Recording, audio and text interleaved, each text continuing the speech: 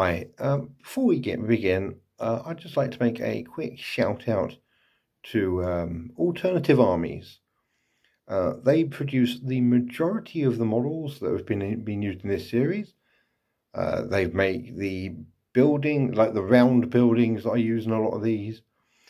All of the models on screen right now, I think, like Zach, Ariana, and I want to say Rel are from their Ion Age line, while Hakeem, Caleb, and Scratch, I believe, are from Hordes of the Future. They could be from Scratch might be from Laserburn, but they are, I believe, all Alternative Armies models. Yeah, so if you order from them, just give them a quick shout out, say I sent you, and yeah, we might be able to start working something out.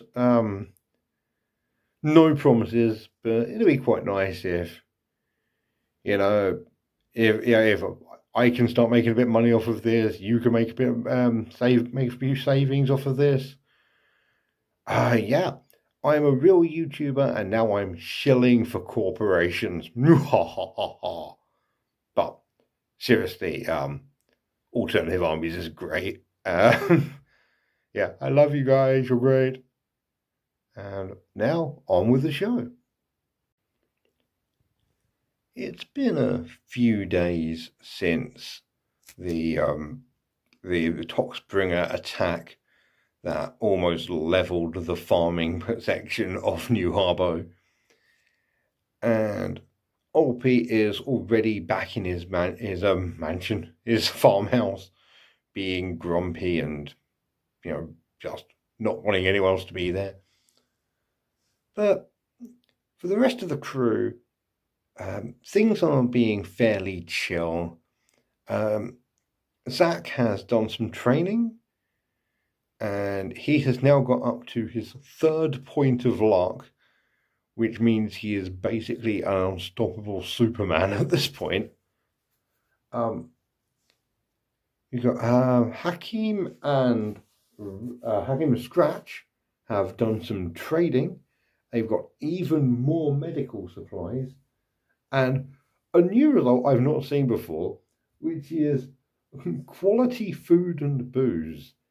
If things go wrong, then are we able to use that to instantly hire a new crewmate just in case someone dies?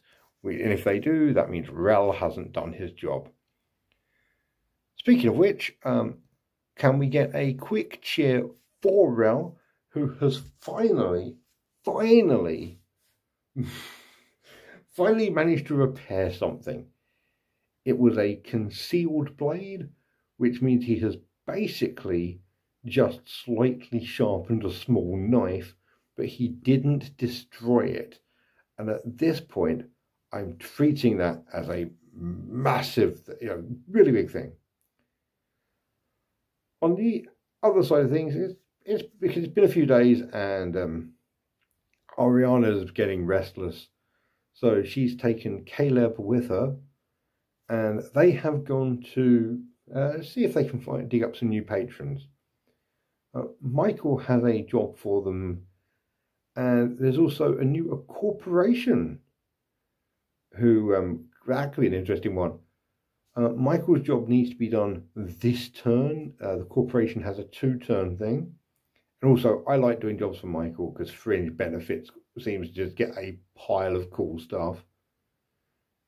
But yeah, so if I can get a corporations give a bucket load of cash, which would be nice. Well, yeah, on with the fight.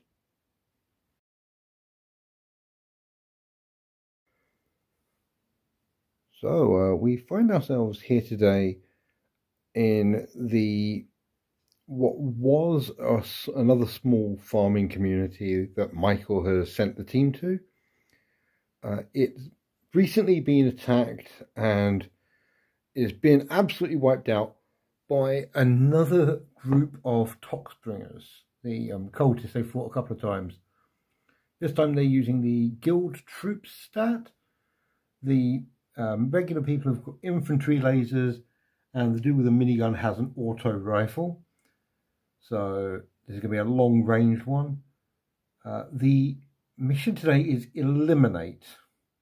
Now, this is a fun one. I got Eliminate and the random encounter thing was that there was a bounty on someone, and I rolled both of them on the lieutenant. Now, the lieutenant, I need to kill them to win the fight, and they are now essentially, I believe, toughness 6, which means that I need to hit them hard, and I can't like overly hit them with too much stuff. Or yeah, I can't knock them out. I need to get the kill. I've just checked out here, toughness 5, but that's still going to be quite difficult. I think I'm going to need to do this with a shotgun at incredibly close range. He can't run away, but he wasn't going to anyway. Yeah, it's going to be a fun one. It's also going to be one of the few games where the specialist actually has a shorter range than the rest of his team. The specialist has a 24-inch auto gun. The rest of them have 30-inch infantry lasers. But yes, let's see. I'm very interested for this one. I like setting up my battlefields in a way that makes sense. So there's a big opening bit. Like the town was attacked, they barricaded up, and the Toxbringers just, did horrible things to them, and then are now using the barricades themselves. But if we can take out the lieutenant, then that is going to be a Toxbringer warlord that goes down. First up, though, we have the Seize the Initiative roll, which with Ariane, I now need 3 or more on 2d6. I'm waiting for their old double ones. But it will not be this day. So the entire team gets a quick move up first before they go hunting. The team is moving up. I'm sending Hakim. I'm going to see how the site. He's trying to get on top of that building there to get a bit of sniping in. Caleb is running for the gap in the wall there. These two are currently running up. Like, these 4 are all outranged by these 4.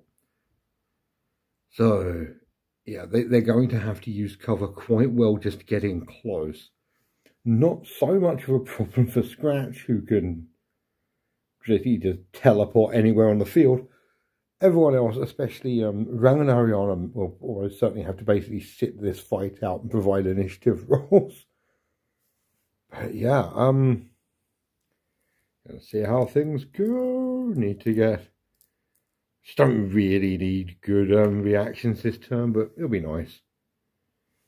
Yeah, like it'd be quite good to essentially let the bad guys move up a little bit. Although I'm going to work on the basis of they're not stupid. They have long range guns. They basically don't need to, they can get into cover and then really not need to move for the rest of the fight. My lads need to go to them and not the other way around this time, which is not the most pleasant experience I've ever had. Like, I have to go into this kill zone to actually get any combat done.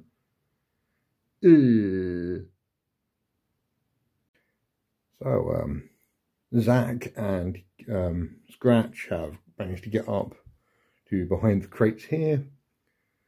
On the other side, like I said, I want to play this fairly smart. So, one of the cultists has gone up on top of the building over here. They've all dashed, so they can't attack.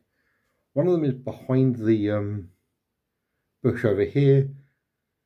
I think the lieutenant knows that he is being targeted, so he's not I think he's going to sort of try and stay towards the back. He can't run off even if the rest of the team gets killed. But yeah, I think he's going to stay at the back and take a few like long range pot shots if he can. Yeah, because yeah, like everyone needs.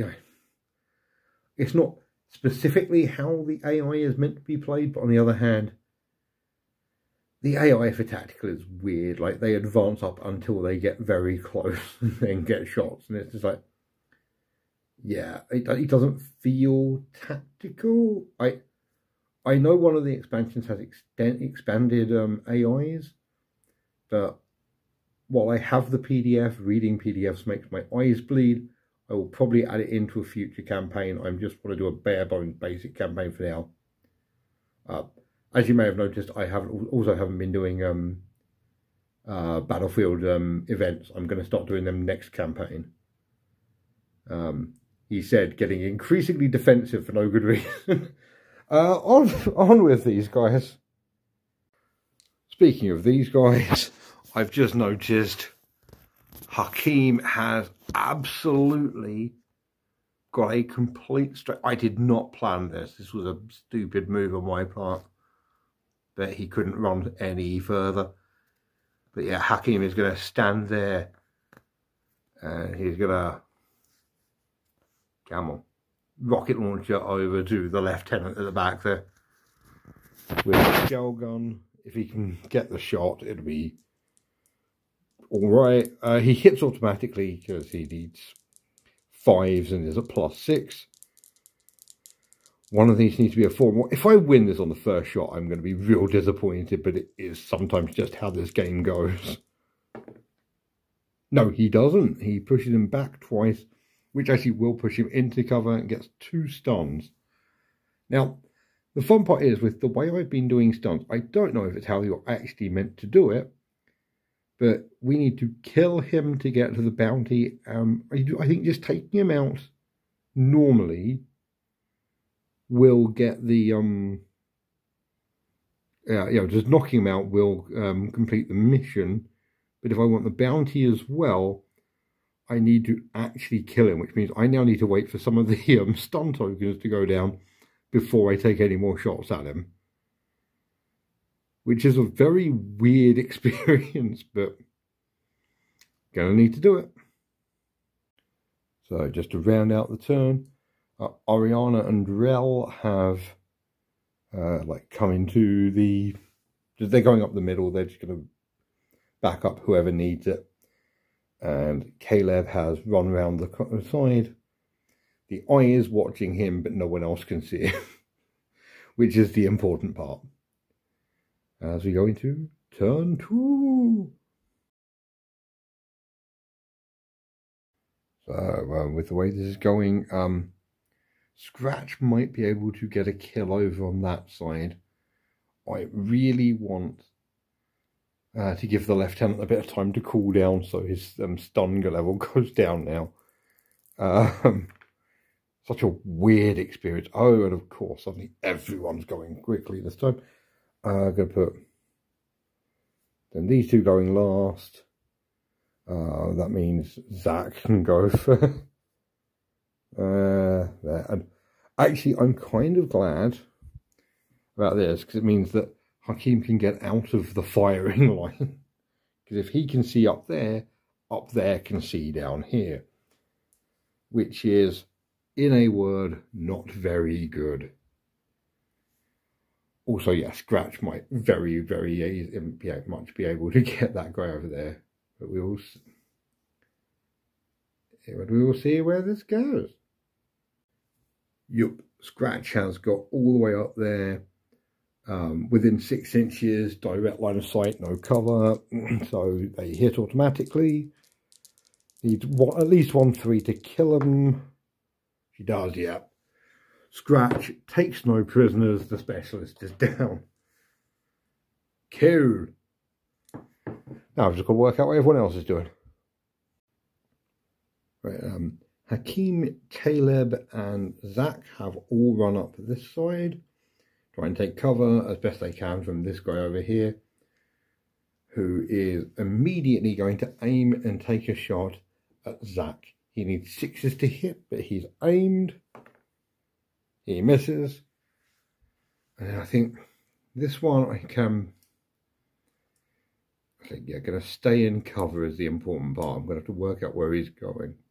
He might take cover behind the buildings just to the left of him, on his right, our left. We'll see. I will. Where's the most tactical place to go? Turns out, here is the best place for him, because it's within 4 inches of that bush. They can move up. He can take a shot at Caleb. Caleb is out of cover, so he needs 5s to hit, which he doesn't do. Okay, but yeah, he will be in cover for the retaliation. And also the lieutenant is round the back over there, just hiding and trying to recover from being rocket launched in the face. Time for these two to move. So they have moved up. Oriana might actually be of use. Rel has gone over to this side, you know, just in case anyone does actually get hit, and he needs to evac someone, because he's a medic and he's taking that very, very seriously, bless him. Got a quick panic roll to make as well. The sniper is GTFOing.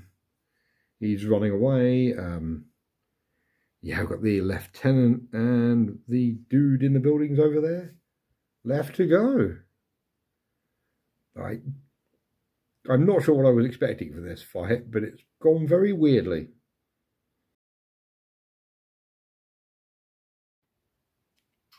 Right, so we've got an initiative roll, which God only knows what is happening right now. Okay, so it's going to be basically the same as last time. Scratch has a reaction of 2. Hakim can go afterwards, and I guess Caleb should probably get into some kind of cover.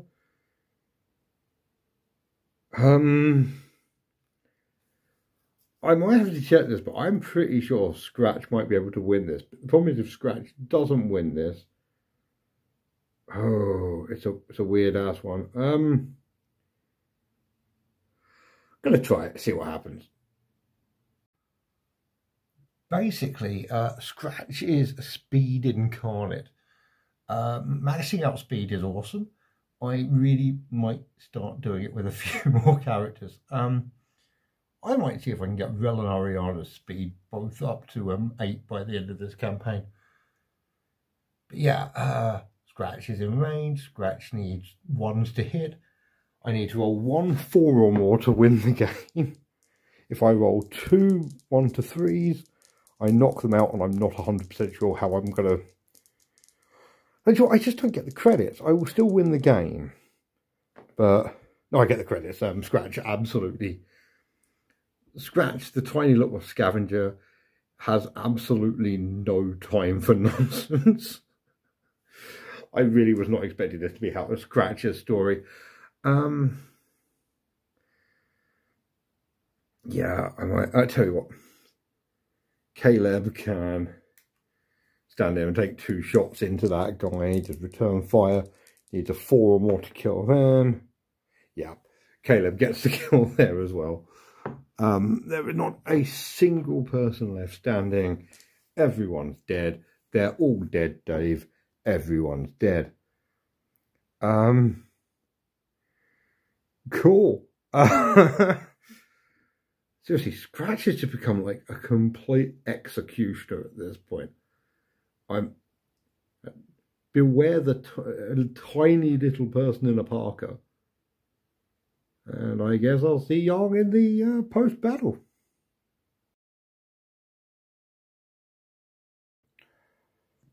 So, someone should really do something about those Toxbringers and the Void Bastards. And Hakim, look at the camera. Look at the camera. There you go. Yeah, when I set these up, I'm doing them always facing straight forward, and they never look straight at the camera when I'm actually doing it.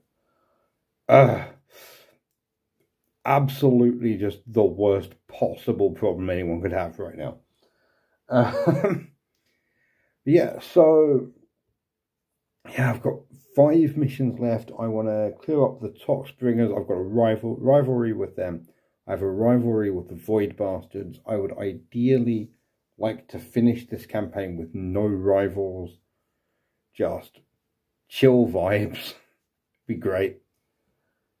But yeah, this feels like a pipe dream. I mean, it's a war game. If everything was happy, we wouldn't need to fight, would we? Yeah, so it's a fairly chill finale. Only 3 credits from Michael, because honestly, what are we going to do with money at this point? Got 2 credits worth of Starship parts, which feels like a bit of a joke. Although I have a horrible feeling, especially with the bonus to invasion rolls, that this planet is going to be invaded in like the last turn, and we're going to have to just run away really quickly with all the stuff we've stockpiled. We managed to, as part of the loot, got a damaged snoop bot, which is awesome. Yeah. If I fight any enemies with penalties to seize, the snoop bot ignores it but gets damaged on a roll of a 1, which means that Ariana will be even more powerful when it's repaired. Also got a damaged camo cloak, which I will almost certainly never ever remember to actually use, so I may as well repair that and sell it at some point. Scratch got 4 XP, everyone else got 3. And I have decided to give Rel the MVP experience. I'm doing this because he finally managed to repair something and I'm rewarding him for it. And also because it means I can buy him and Hakim an extra point of move each, meaning Ariana is the only person left in Team 4-inch movement club. I've also given Scratch an additional point of reactions. So Scratch is now natively on reactions 3, which means he's up there with Zach, but Zach is doing that with gear, not as part of just actual stats. Which, yeah, Scratch is all about speed now. Just speed, grace, agility, and shoving shotguns in people's faces. As for a campaign event, interesting one, going in with the last time, the rumours of war.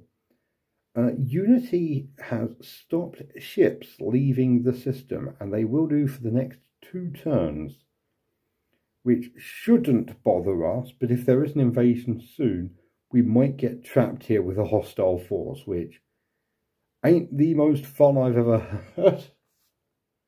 And lastly, on a bit of a nice note, Hakim has been putting some extra hours in and actually got the ability to repair something, and I chose the snooper bot they just found. So yeah, Hakim has basically given Ariana an amazing ability to seize the initiative at all times. Mental trousers, it's going to be great. Yeah. Next mission is 15, which means we're almost 3/4 of our way through the first campaign. Don't worry, there are 16 more campaigns after this. There is going to be a lot of 5 parsecs from home still to go. And yeah, if you know the call to action. If you like, comment. If you if you can think of something to comment, anything. Just say hi. You know what? If you get this far, say hi. Yeah, like to appease the algorithm god. So more people will see this, which means that more people will comment, more people will subscribe, and more people will like. And we could be caught in this vicious cycle forever. And until then, thanks for watching. Night.